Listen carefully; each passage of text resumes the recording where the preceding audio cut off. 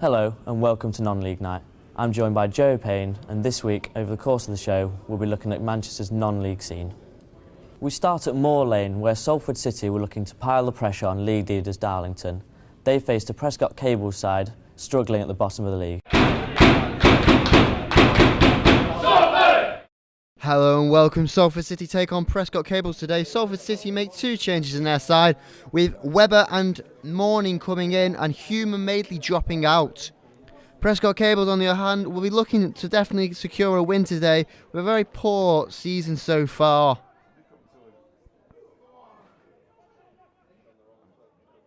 Early chance for Salford.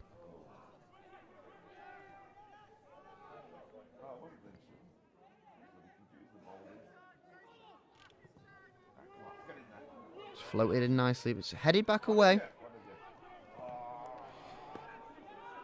It's up in the air again, and we've had a lot of this so far in the first opening minutes of the game. And there's a chance. He's played it back. Oh! And Lynch had to be quick there off his line, otherwise that'd have been 1-0 to Prescott Cables. Nice ball over the top. Can he? Oh, it's 1-0. And it's a great finish by Seddon.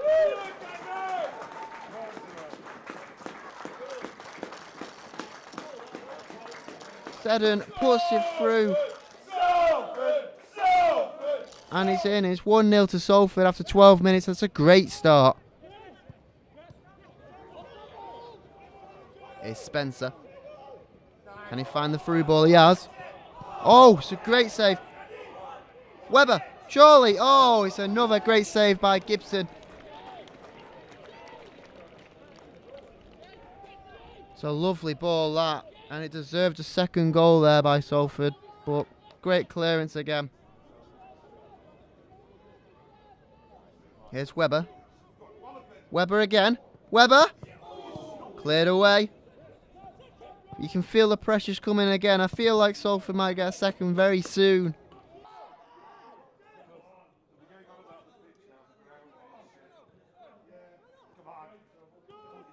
Cleared away, but it's only scrappily cleared away. Feel the tension in the Prescott boys. They just don't feel confident. Webber. Oh, it's Webber. I think he might have taken a slight deflection. But that's two. Webber after 25 minutes.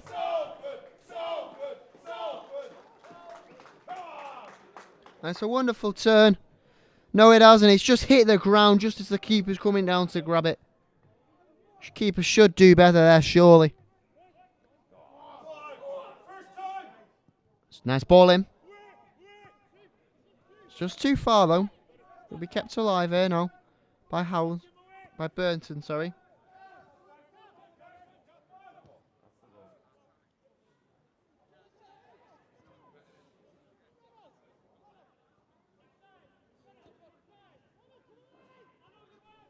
Webber.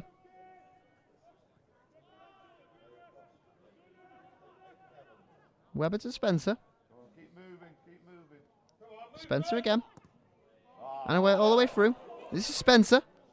Spencer.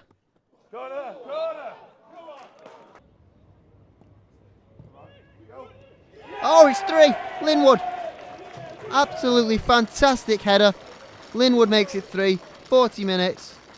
And I think it's safe to say, game, set and match surely after 3. Prescott don't come back from 3-0 down very often. And I don't think they have this season at all.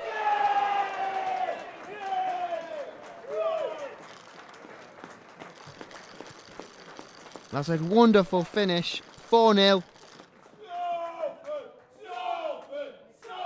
Spencer with an absolute screamer. I tell you what, Morley will be so happy, Morley and Johnson. They've set the side out, and they've just been attack after attack, and it's 4-0. Oh, that's a late challenge. Referee said it's a late challenge. It's given a penalty. Oh, here's Phillips to take the penalty. Oh, and it's 4-1. Great effort.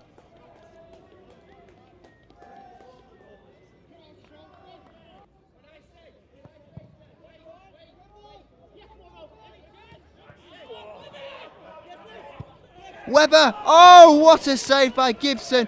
I thought that was 5-1. I honestly did. What a superb save. That's the best save of the match for Gibson by absolute far. Oh, is this a second chance for Prescott to make it 2? That's a tame shot.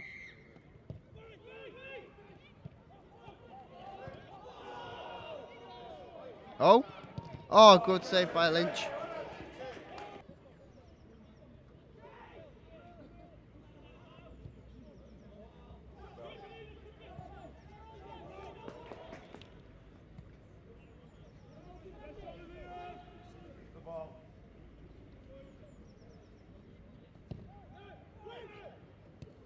Webber, nice ball through.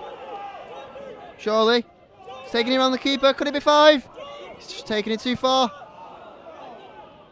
Oh, thought it was 5. Here's Webber. I feel another goal's coming here for Salford. They played absolutely magnificent today. And Prescott just haven't been at the races at all. They've just not shown up.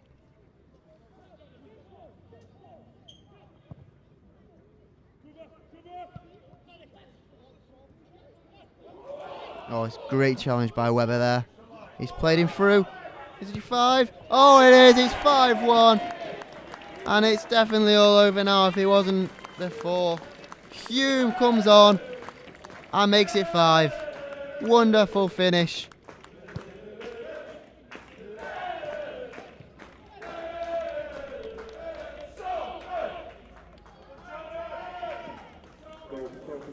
Scored by number 16, Jordan Hughes.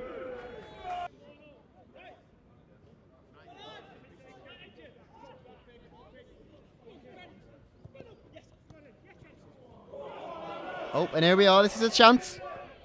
Oh, and he's rolled it in, and it's 6-1. Morning in extra time of the second half. 3 points for Salford. They'll be staying, hopefully, top of the table. 3 points for Morley and Johnson. That should hopefully push them for their title hopes. So 6-1 to Salford, a pretty convincing win, Joe. You're right, 6-1, really good. First 2 goals came inside about half an hour, another 2 before half time. But for me, the best part of Salford's game was that 25 minutes after half time when they pulled one back. Prescott put a bit of pressure on, but Salford managed to absorb it. Really good work rate, and they carried through, and then Hume gets the 5th and pressure's completely off, game over. And then the 6th just came later on, didn't it? It's in brilliant form since both the managers have come. Yeah, you're right, they've won, it's something like 6 out of 7 since Bernard and Jono have come in, but that's not just to do with technical ability, it's the work rate as well. It started from the off, just attacking, but defending from the front as well. And that really showed because Prescott only had about 3 efforts, and you could just see just how up for it these Salford players were. And for me, I think it's because this game should have been played about a week and a half ago, and it got postponed for no reason whatsoever, really. And you could see, especially in players like Webber, who vented his frustration of the game being called off, and he just defended from the front, and that was the bit for me. That's what Jono's brought in. Taking advantage of Darlington as well. Yeah, they've played twice in the week, and they've actually lost both. That gives Salford a massive chance. They've gone top of the league. Darlington do have 2 games in hand still, but Salford are 3 points ahead, so one more slip up from Darlington and it's back in Salford's hands. Over to Stockport now, who faced a difficult trip away to Worcester City, who are creeping up on the league. Stockport were hoping to put behind them the loss in midweek to Bradford PA. Dave Warman was there for this one.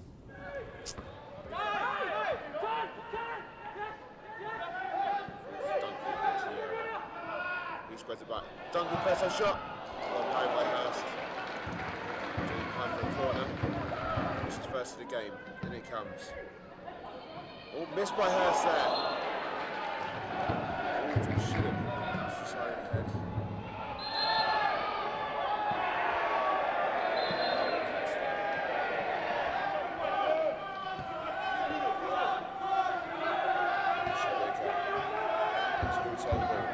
Goes inside. Goes away. Needs to clear away.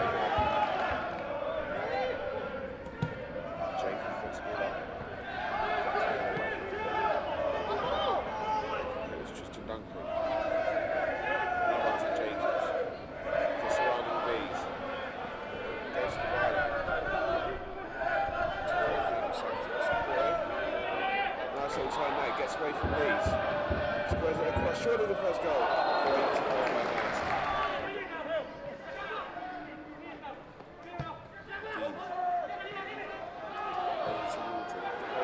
First time shot.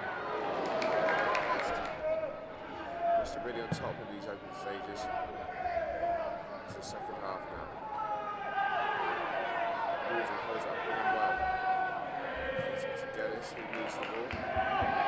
Comes over to Cole Hayes. He throws it in. It's a Waldron.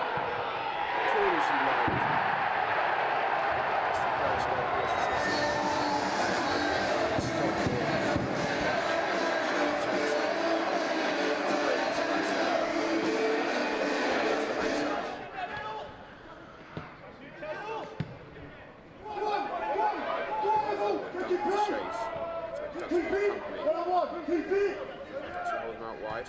Duncan plays it back in. First time ball in by Evans. Comes to Waldron again on the edge. He holds it up well. Evans on the go. There's one for two shots. He's given his pass there. Had to parry. Deeney floats one in. Waldron holds it down. Great save by Hurst. It's all too easy for Worcester at the moment.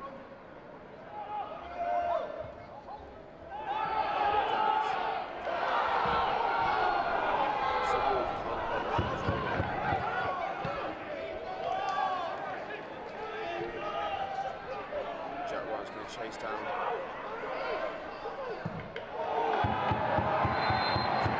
He's gone in forcefully there. What the referee makes of this? He's consulting his linesman. It's still yellow.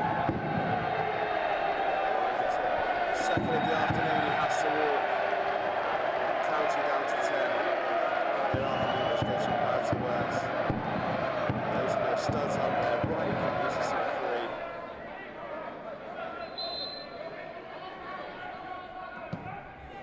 First time, well held by Hurst. He's going to start the breakaway.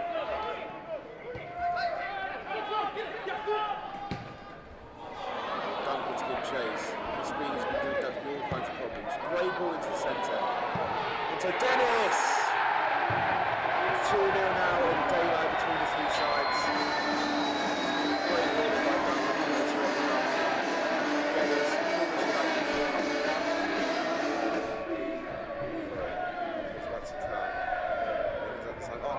Terrible tackle there by Dennis. Utter madness. Khan's just bent him up and thrown into the ground. Surely that's a red card. A moment of madness there by Khan. It's all kicking off here between the two sets of players. The referee's going to have to come in and start calm this down. What was Khan thinking there? It's a terrible foul in the first instance there. Khan launches out. Throws him onto the ground with such conviction. Right on the referee's nose. He's going to have to give the referee a red card. He has done. Khan knows it. He's absolutely lost it. Both sides down to 10 men here. A poor performance from Stockport there. That's 3 in a row now they've lost. But it was overshadowed by that incident at the end. It was a bit of a moment of madness there. Shab Khan, the lad who gets sent off, he's almost slam dunked Charlie Russell. But for me, I do agree with his manager, who's come out and said he's a very well-mannered lad, and it was extreme provocation. When a tackle comes in like that, it's a natural reaction. Obviously, that was to an extent, but we've seen it not just in this game, but in the Premier League this week as well with Matic, and it's just players do fear that their career could be over in one bad challenge. And for me, Charlie Russell's kick on Khan beforehand is as, if not more, dangerous. And it's obviously, it could have been a career ending for him. He already had quite a few injuries himself. He's had 4 injuries. He made his debut in 2004, Shab Khan, and he's only played 200 appearances. So when you work that out, it's not many appearances a year at all. He's had 4 very long injuries. He's only just getting a run back in the side. And then Charlie Russell comes in with this kind of kick that could take him out for an even longer amount of time. Not defending it, it was stupid, but in my opinion, it was forgivable. And they can't afford any slip-ups really now if they're coming into the playoffs. Oh, you're right. As you said, the result was overshadowed by that incident, but the bottom line is they lost 2-0. So Worcester are now only 2 points behind them. Both clubs still have playoff hopes, but Stockport can't afford to slip up anymore if they want to keep that hope alive. Next up is Droylsden. They face an Ossett Town side who are sitting precariously above the relegation places. We hand over to Droylsden TV for this one. The Bloods got their playoff push back on track in emphatic style against struggling Ossett Town. Dave Pace made just one change to the side, cruelly beaten to a last-minute Scarborough goal last week, bringing in Jake Hibbs at the expense of Sean Myler. It took Droylsden just 5 minutes to open the scoring. From nowhere the ball broke to Deegan, who found Kilheeney, who put it on a plate for Monaghan, who converted well into the corner to give the Bloods the lead. Ossett Town were without top scorer Chris Wood, however they were handed away back into the game on 24 minutes. Nathan Curtis beat the offside trap and was bundled over by Ben Hampson. Without hesitation, referee Michael Ainsworth pointed to the spot.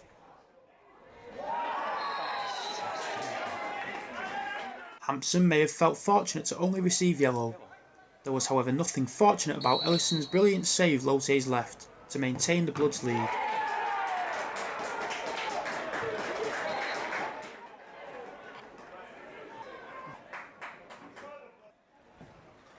With 1 minute of added time announced, Droylsden capitalised on some poor Ossett Town defending, and Michael Monaghan poked in Ali Brown's brilliantly weighted cross to make it 2-0 to the Bloods.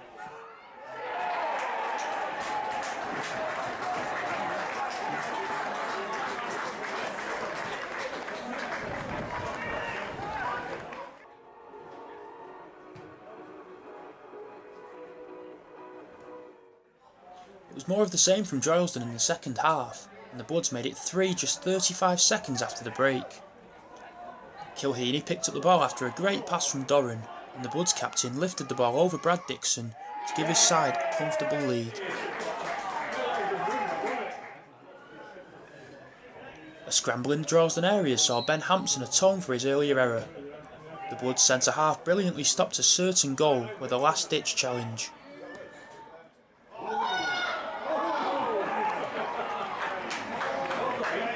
Seven minutes later it was the turn of Ellison to stop what looked a clear goal. The Droylsden number one saved brilliantly, and it was going to take something truly special to get the better of him.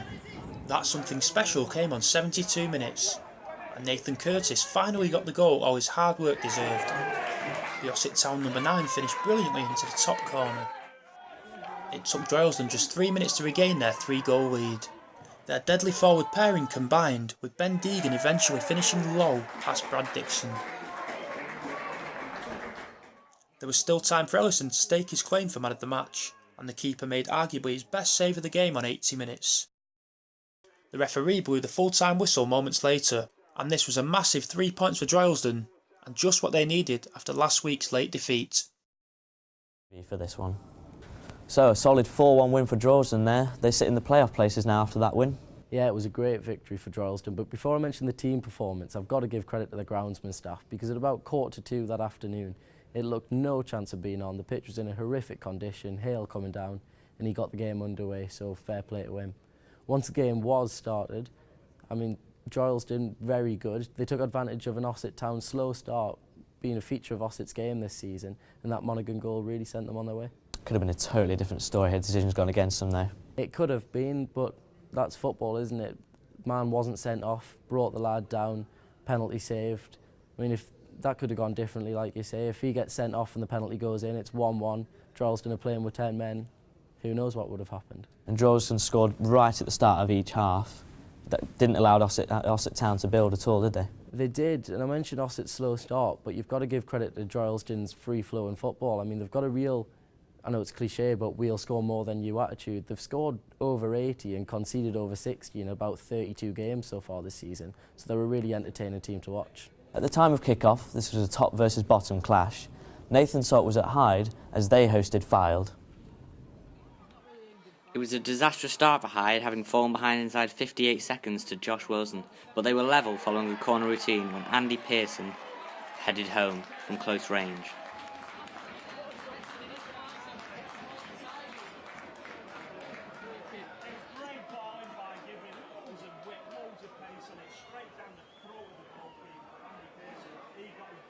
Following the equaliser, the momentum was with Gary Lowe's Hyde side, and things got worse for the visitors when Bradley Barnes was given a straight red for a strong challenge on Connor Hughes.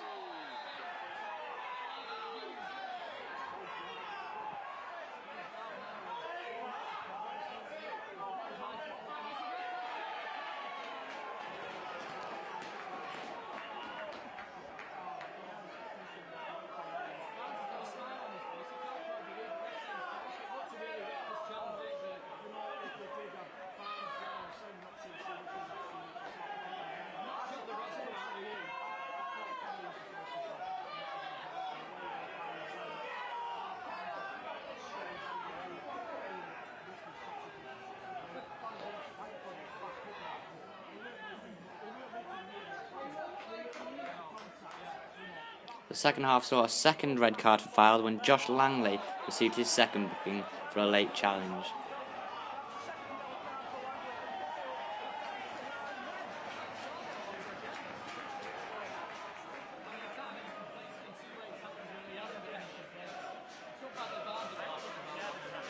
With the two-man advantage, Hyde nearly went on to win the game when Josh Brazel took a shot from long range and it cannoned off the post.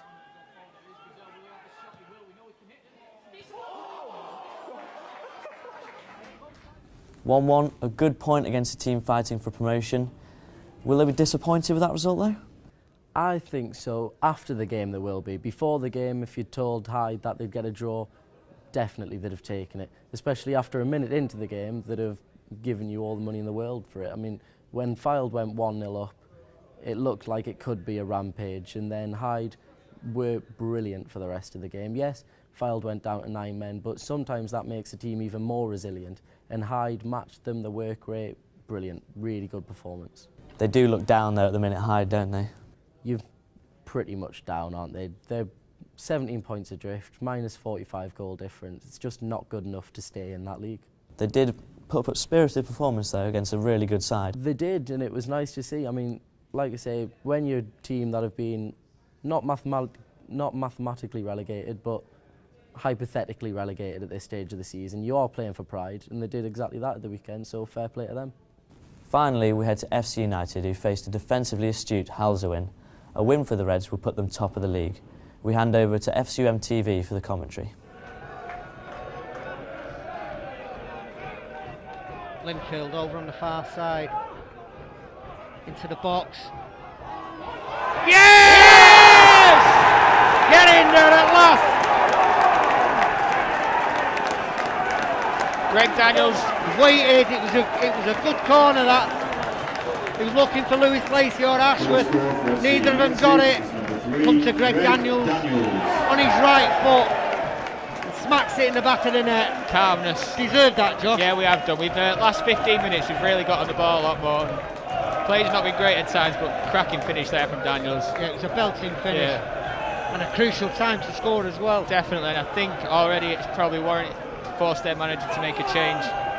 So another win for FC United there. They normally look to Greaves for the goals, but it was an unlikely source this time. Yeah, you're right. It was Greg Daniels, the unlikely hero, and I'm really happy for him as well because he's normally an absolute workhorse in that FC team. Doesn't always get the rewards, and nice to see him on the score sheet. That's 10 wins in league in a row now.